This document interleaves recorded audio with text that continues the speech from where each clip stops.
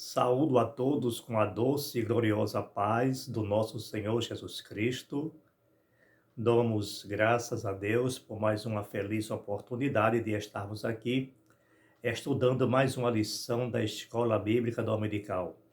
Estudaremos hoje a lição de número 9, a qual será ministrada presencialmente no dia 2 de março de 2025. A mesma traz o título: Quem é o Espírito Santo? O Espírito Santo não é uma energia. O Espírito Santo não é a força ativa de Deus. O Espírito Santo não é um ser impessoal. O Espírito Santo é Deus. E é isso que nós estaremos analisando com esta grande lição, esta rica lição para o nosso crescimento espiritual e para a honra e glória do nome do Senhor Jesus Cristo. O texto áureo da lição nos traz: ora, este Senhor é o Espírito, e onde está o Espírito do Senhor, aí há liberdade. 2 Coríntios, capítulo 3, versículo 17. A verdade prática nos ensina: é necessário primeiro conhecer a verdadeira identidade do Espírito Santo à luz da Bíblia, para então poder defendê-la. A lição tem seu texto bíblico básico em João, capítulo 14, versículos 16 e 17, e também os versículos 26, capítulo 16, versículos 7 a 14. A mesma está dividida em três grandes tópicos. O primeiro fala de o Consolador, o segundo, a sua deidade, atributos e obras, e a terceira, heresias antigas e novas, isso a respeito do Espírito Santo. Amados, nós estamos tratando de uma grande lição ou lições que trata de assuntos apologéticos, ou seja, aquele que defende a nossa fé. As lições abordando de um tema geral sobre a doutrina de Deus e a defesa dessa doutrina, e também a respeito de cristologia, visando as heresias a respeito da pessoa do Senhor Jesus Cristo. E também aqui é uma lição que fala em pneumatologia, ou seja, o estudo do Espírito Santo, ou doutrina do Espírito Santo. Agora, ela tem uma vertente voltada justamente para as heresias atribuídas ao Espírito Santo. Nós acreditamos a subsistência de Deus em três pessoas, Pai, Filho e Espírito Santo, chamada de doutrina da Trindade.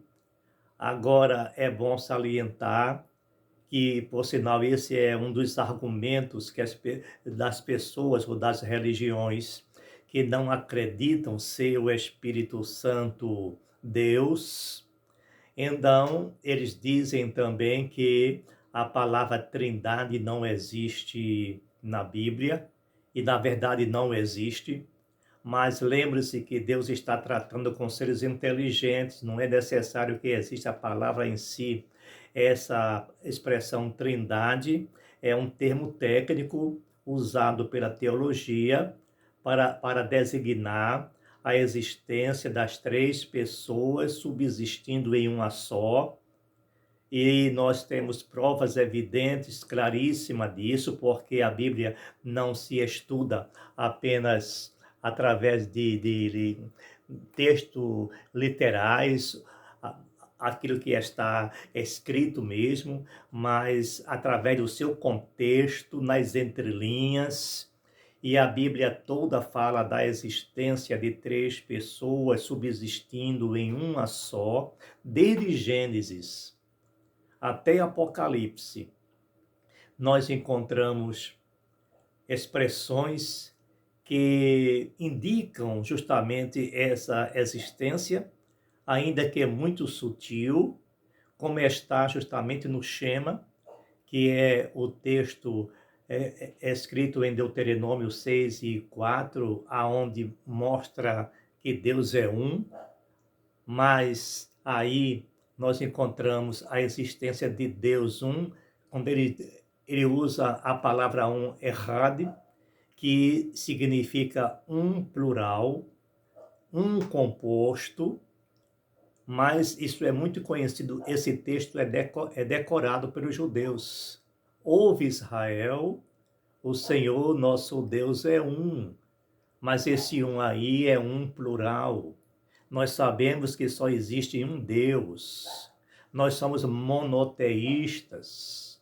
Nós acreditamos justamente em um único Deus, mas subsistente em três pessoas. O Espírito Santo é uma pessoa. Jesus Cristo é uma pessoa. Deus é uma pessoa. É uma personalidade, é um ser. Então, o Espírito Santo, ele é justamente um ser pessoal e ele é o próprio Deus. O Senhor Jesus Cristo é homem e é Deus. Então, a isso nós atribuímos a expressão trindade. Agora, pelo fato da palavra trindade não existir na Bíblia, não significa que ele não exista, porque existem também muitos termos que as pessoas utilizam, que é verdadeiro, mas não está na Bíblia, está subentendido, não está literalmente escrito, mas existe. Agora, tem tanta coisa que não está na Bíblia e eles querem empurrar de goela abaixo as pessoas. Nós não encontramos na Bíblia uma só palavra referindo-se a uma reunião de várias pessoas como salão. Mas existe uma pessoa que recusa a usar a palavra igreja, que está na Bíblia. Igreja, a palavra igreja está na Bíblia, e eles recusam a utilizar esta expressão e troca por salão. Está na Bíblia? Não, nem está na Bíblia, nem existe nenhuma evidência, nada nas entrelinhas que venha mostrar que a reunião de um povo, o encontro, local de encontro de várias pessoas, seja um salão, mas encontramos a palavra igreja, templo, sinagoga, assim por diante, mas salão jamais. Mas eles não querem admitir que a expressão trindade não existe. Lembrem-se a contradição desse povo, porque ao mesmo tempo que eles dizem que a palavra trindade não existe e que as pessoas que acreditam nisso são politeístas, ou seja, crê em outros deuses, ao mesmo tempo eles começam também a atribuir a presença de Jesus, a figura de Jesus, como um Deus menor. Isso é que é heresia, isso é muito mais grave, quando eles dizem que existe o Deus Todo-Poderoso e o Deus Poderoso, bem semelhante ao pensamento das religiões babilônicas. Isso sim é politeísmo. Não existe um Deus maior nem menor, e que, por sinal, essa classificação de trindade, a terceira pessoa da trindade, quando nós utilizamos a expressão terceira pessoa, não quer dizer a terceira importância. Isso não é um grau de hierarquia, a primeira pessoa, a segunda, a terceira. Isso não é uma escala hierárquica, é apenas uma forma de descrever a presença dele. Se há três, então é um, dois, três.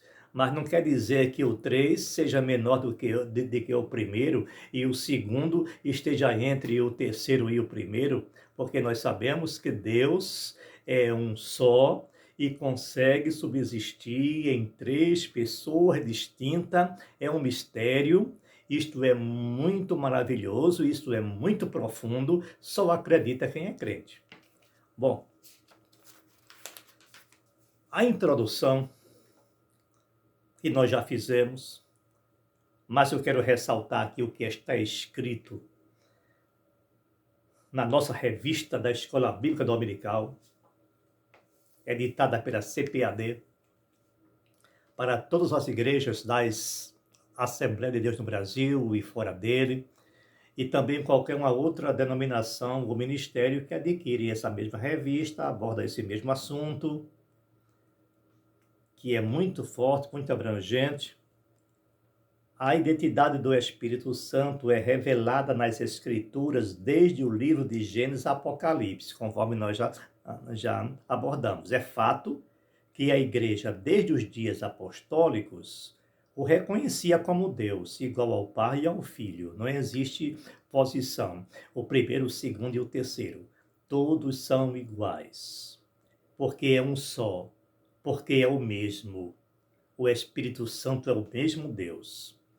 No item 1 da lição, o título O Consolador, essa expressão, o Consolador, foi traduzida da Bíblia grega, ou da língua grega, ou a Bíblia escrita em grego, a Septuaginta, que foi a tradução da Tanakh, que é justamente a Bíblia hebraica, para a versão grega. E a palavra Parácletos, que existe lá, ora foi traduzida como consolador, ora traduzida como advogado. A palavra Parácletos vem justamente de dois termos gregos, para, ao lado de, e kletos, que é justamente chamar, ou chamados, que vem da tradução do verbo klein, ou klein, do grego moderno, ou melhor, do grego moderno, não é o grego atual, mas é o grego que ficou praticamente entre o koiné e o grego atual.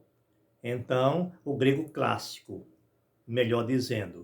Então, do grego clássico, a palavra klein quer dizer chamar, o verbo chamar. Então, esse kletos vem justamente do chamar, ou seja, chamado para estar ao lado. Está ao lado para dar conforto, para dar assistência, para orientar. Então, existem atributos específicos do Espírito Santo na vida das pessoas, na vida da igreja. O Senhor Jesus prometeu que iria para o Pai, ou seja, ele ia ao céu, ele ia ser assunto aos céus, mas que, como ele é onipresente, ele estaria aqui através do Espírito Santo para fazer a obra, ou seja, para dar assistência. Então é ele quem convence o pecador do pecado, da justiça e do juízo. Então, a conversão de uma pessoa é através do Espírito Santo. É ele quem distribui os dons ministeriais, os dons espirituais. É ele quem consola, quem conforta e quem defende. Isso é feito através do Espírito Santo na igreja. Ele habita na igreja, ele habita no crente, habita porque ele é onipresente. E existem evidências lá do Velho Testamento desta habitação, desta morada de Deus entre os homens. Então, o Espírito Santo ele veio para ficar, para morar com a igreja, morar na igreja. Isto é muito importante e muito grandioso. Então, aqui na nossa lição, a expressão o Consolador ou outro Consolador, enviarei outro Consolador, mas é bom frisar também, fazendo uma breve, uma superficial exegese, a palavra outro aqui, dessa passagem, como está na lição, é no grego allos, o que significa outro da mesma espécie, outro da mesma substância, outro da mesma natureza. Então, se está escrito lá no original a palavra elos, indica justamente isso, ou melhor, halos, indica justamente isso. Halo significa outro da mesma natureza, a mesma espécie. Não é um outro diferente, é ele mesmo. Isso é importante frisar, porque a palavra heteros também significa outros, é outro em grego. Mas a palavra heteros em grego significa um outro diferente, uma outra coisa. Logo, a expressão outro aí na Bíblia não está heteros, está halos. Daí já reforça a nossa posição de que o Espírito Santo é o mesmo Deus. Então, esse termo paráclito também está aqui no termo na Bíblia. O termo se refere ao Espírito Santo, mas o dicionário da língua portuguesa afirmam que se trata de uma pessoa que defende e protege alguém. O termo grego parácletos vem da preposição para, justamente conforme nós explicamos lá em 1 João. Ela foi traduzida como advogado, quando ele diz: filhinho, eu vos escrevi para que não pequeis, mas se pecares, temos um advogado junto ao Pai. Essa palavra advogado que foi traduzida é justamente paráclito também. Então, ela foi traduzida de duas formas diferentes, dois termos diferentes, ou duas palavras diferentes, mas que ela tem, na verdade, o mesmo sentido, porque o advogado, ele faz isso mesmo, ele dá assistência, ele acompanha o cliente, ele cuida do cliente, ele zela pelo cliente. Então, a palavra paráclitos, ele pode ser traduzido justamente também como consolador ou como advogado. Eu acredito que a expressão advogado é mais adequada. O consolador, ele não somente consola, mas ele contribui, ele ajuda, ele assiste, ele acompanha, ele trabalha em prol da pessoa, quando a Bíblia diz que o Espírito Santo, ele ora conosco com gemidos inexprimíveis. Quando a pessoa ora a Deus, ele está orando impulsionado pelo Espírito Santo, que às vezes as palavras não são adequadas devido a algum estado emocional, e o Espírito Santo, ele ora conosco. E a expressão do termo com gemidos inexprimíveis, ou seja, aquelas coisas indecifráveis, as coisas que nós não podemos dizer. Às vezes a gente nem fala. Foi o caso da Diana, que ela estava orando e só chorava, balbuciava, resmungava, e ao ponto do profeta, ele pensava que ela estava embriagada, mas Deus sabia o que ela estava falando, o que ela estava dizendo, e Deus conseguiu traduzir através do Espírito Santo. O Espírito Santo é aquele que consegue traduzir as nossas lágrimas. Ele traduz lágrimas em palavras, palavras que nós não podemos e não conseguimos dizer, o Espírito Santo diz por nós. Então, isso é ser paráclito. O advogado, ele fala no lugar do seu cliente. É justamente isso que faz o Espírito Santo. Ele fala no nosso lugar. Ele fala por nós. Ele ora por nós. É um grande elo. Agora, ele é uma pessoa, porque uma pessoa é Deus, porque ele tem relacionamento com o ser humano, ele interage com o ser humano, interage com as pessoas. Se ele se entristece, porque é uma pessoa. Não entristeçais o Espírito Santo.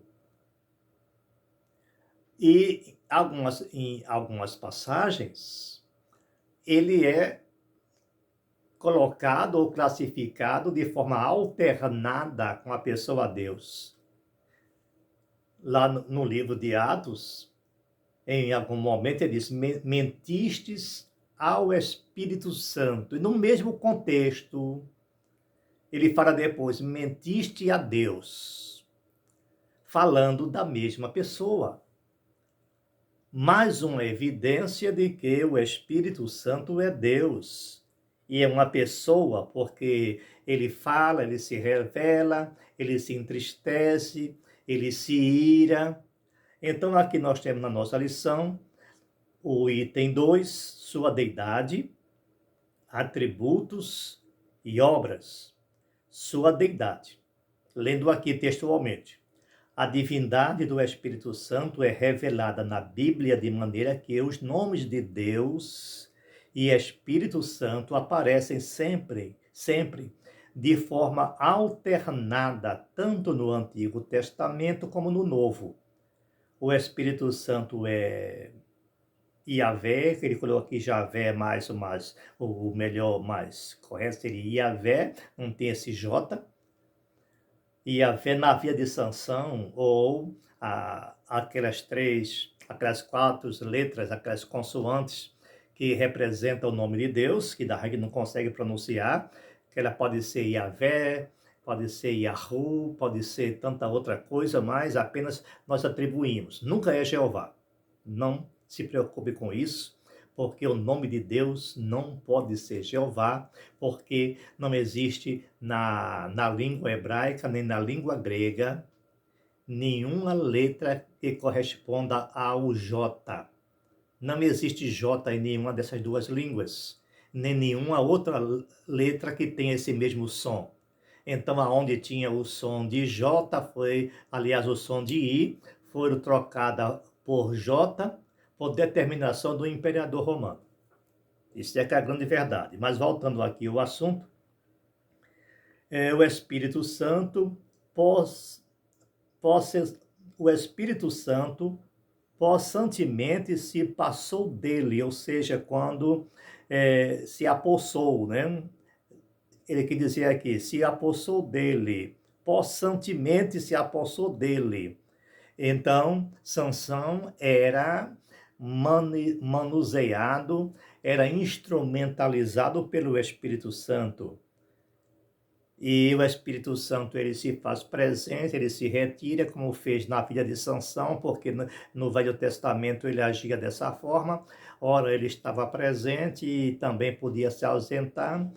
E de forma diferente aconteceu na igreja, no Novo Testamento, porque agora ele veio para ficar. Ele não fica entrando e saindo de uma pessoa, não, como também algumas pessoas pensam assim. O Espírito Santo se retirou dele. Não, o Espírito Santo nunca sai do crente. O Espírito Santo jamais sai de um crente. Jamais sai da igreja. Mas alguém diz, não, mas que pecou, aí ele perdeu o Espírito Santo. Não, ele pode ter perdido os dons, ele pode ter perdido a atuação, a ação do Espírito Santo em sua vida. Ele fica de forma latente nas pessoas.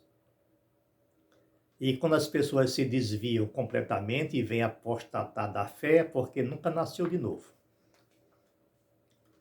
No subitem 2, seus atributos.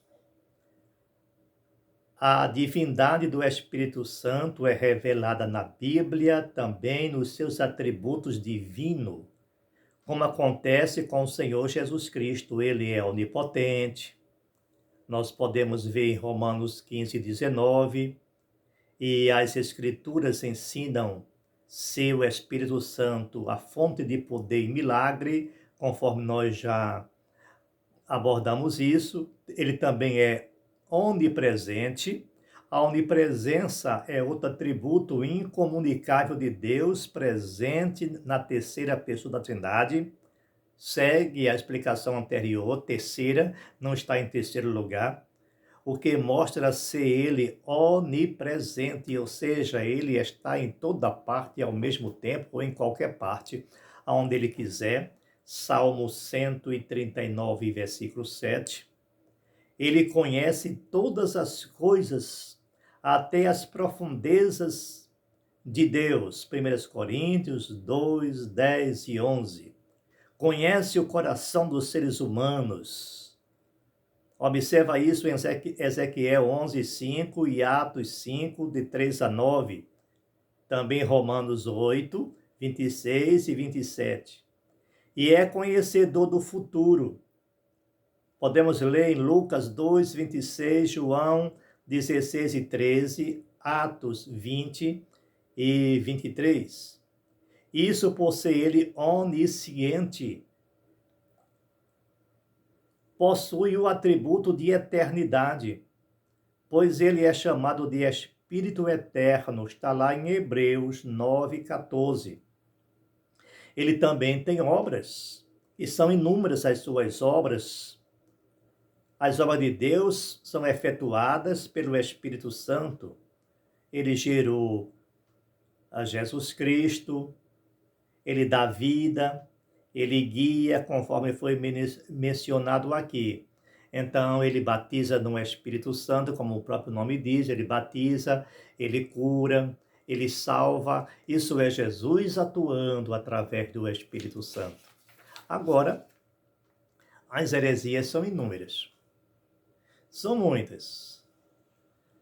Muitas denominações, muitas religiões, por não conhecer a palavra de Deus, ou por não ter não fazer um profundo estudo, ou também por ausência de oração, ausência de humildade, ausência de conhecimento, ausência de novo nascimento.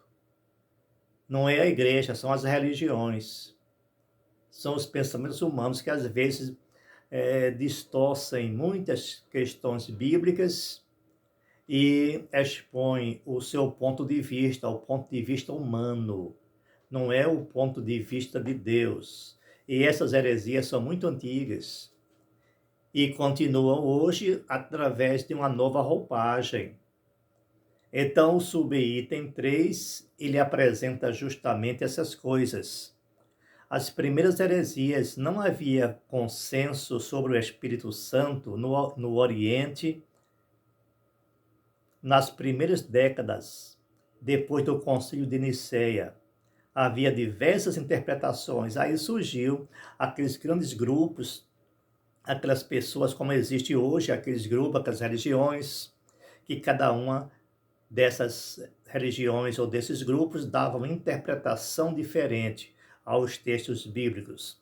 Então, daí nós temos os arianistas, os tropicianos, os pneumatomicianos, esses eram dos piores, e assim começaram cada um a expor as suas heresias. Que, por sinal, esses pontos de vista diferentes, divergentes, que tem até hoje, não somente sobre o Espírito Santo, mas de diversas doutrinas bíblicas. É por isso que existem tantas denominações evangélicas e de outras religiões também, porque eles não concordam com alguns pontos de vista, então se separam e formam o seu grupo. E assim vão formando. Lamentavelmente, isso existe. Não havia necessidade, deveria existir a igreja cristã, a igreja de Jesus Cristo, que não é dos últimos dias, não vão confundir que aí também é outra heresia. A igreja de Jesus Cristo, a igreja cristã, deveria ser única, com um só pensamento, uma só doutrina, um só propósito, uma só fé, mas só que isso não existe, aí aparece a Assembleia de Deus.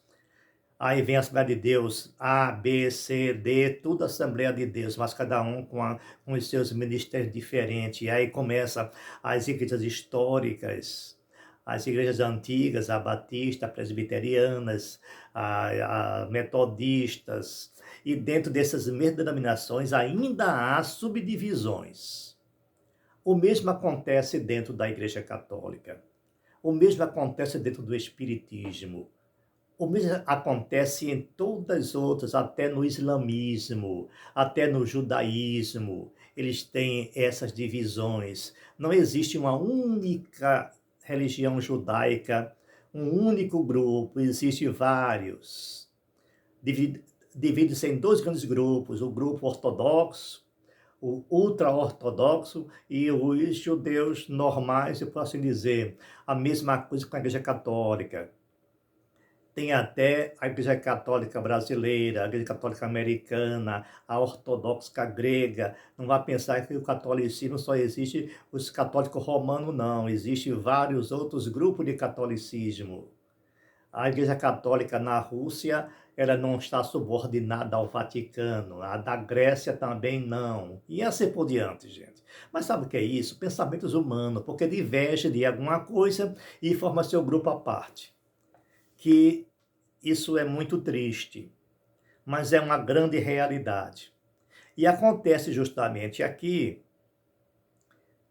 a respeito da doutrina do Espírito Santo, do estudo do Espírito Santo, a pneumatologia, a palavra pneuma, é também um termo grego, pneuma. Se a gente for pegar ao pé da letra, significa vento, ar, sopro. É derivada do verbo pneu. O verbo pneu é o verbo soprar. Então, pneuma é vento, ao pé da letra, literalmente é vento. A mesma coisa acontece na língua hebraica. Espírito no hebraico é ruá, mas ruá significa vento, sopro. Então, quando nós encontramos lá em Gênesis, e o Espírito de Deus pairava sobre a face do abismo, esse Espírito de Deus aí, a palavra Espírito é ruá. Aí ninguém vai traduzir como e o vento de Deus, e o sopro de Deus pairava sobre as águas, ou sobre o abismo. A mesma coisa na versão grega, quando usa a palavra pneuma, pneumatos, ou pneumatóis, para ser mais preciso. Então, significa vento, mas ninguém vai dizer mentiste ao vento. Não rejeite ao vento. Não extinga o vento. Porque esse vento aí é uma escrita literal, mas lembre-se que esse vento tem atributos de uma pessoa, como nós já estudamos. O vento é um vento que fala, é um vento que se manifesta, é um vento que ira, é um vento que batiza, é um vento que salva, é um vento que convence, é um vento que assiste, é um vento que defende. Então, não é um simples sopro. Agora as pessoas pegam ao pé da letra e ficam pensando, não, é a força ativa, é um agente, coisa nenhuma, é o próprio Deus. É só ter fé. Então, por causa disso, Ário, esse grande religioso, considerava também o Espírito Santo como criatura, embora esse tema tivesse fora das discussões na época, pois o foco dos debates estava no Filho. Eunômio, um dos arianistas mais radicais, considerava o Espírito Santo como a mais nobre das criaturas produzidas pelo Filho a pedido do Pai. Veja que besteira. Mas era isso que era defendido. Os tropicianos eram uma seita do Egito, cujo nome vem de Tropos. Figura Atanásio, assim o denominou, por causa da exegese figurada deles, dizia ser o Espírito Santo um anjo e uma criatura. Esse era o pensamento dele. Pneumatomacianos surgiram depois dos tropicianos. O termo pneumatomachoi vem de pneuma, espírito, e macomai, falar mal contra. Era os opositores do Espírito Santo. Eustáquio de Sabaste, por volta do ano 300 ou 380, foi o principal defensor dessa heresia. O movimento negava a divindade do Espírito Santo. Esse era o foco principal. E se nós formos relacionar os pensamentos, as heresias a respeito do Espírito Santo, eu iria aqui passar o tempo inteiro somente abordando. Porque o ser humano ele tem uma mente muito fértil. O ser humano é criativo. Ele não é criador, ele é criativo. Ele inventa coisas. Aquilo que está na sua mente. E às vezes são argumentos muito bonitos, até convincentes. E como tem muitas pessoas que têm preguiça de pesquisar, analisar, estudar, então começa a engolir essas bobagens. Começa a ingerir toda sorte de doutrina, lamentavelmente, e não questiona. É por isso que existem tantas pessoas enganadas. Existem templos lotados de pessoas ouvindo heresias. Essa é a nossa grande realidade, templos lotados de pessoas ouvindo heresias de diversas formas, de diversas naturezas, porque eles não têm o cuidado de ler a Bíblia. Simplesmente, no dia que lê a Bíblia com humildade e oração, esses vão entender realmente quem é Deus, quem é o Espírito Santo. Amém? Que essa lição ela sirva de orientação, de conforto, de advertência para todas as pessoas que têm o interesse de conhecer mais o Deus que nós servimos. Até a próxima lição, até a lição de número 10. Espero encontrar vocês sempre conosco, ouvindo. Não deixe de digitar o seu like, que é muito simples, é gratuito, nos ajuda bastante. Compartilha esse vídeo para que o canal cresça mais e a palavra de Deus possa ser estendida a mais gente. Que o Senhor, Deus, o eterno Criador, possa nos ajudar sempre.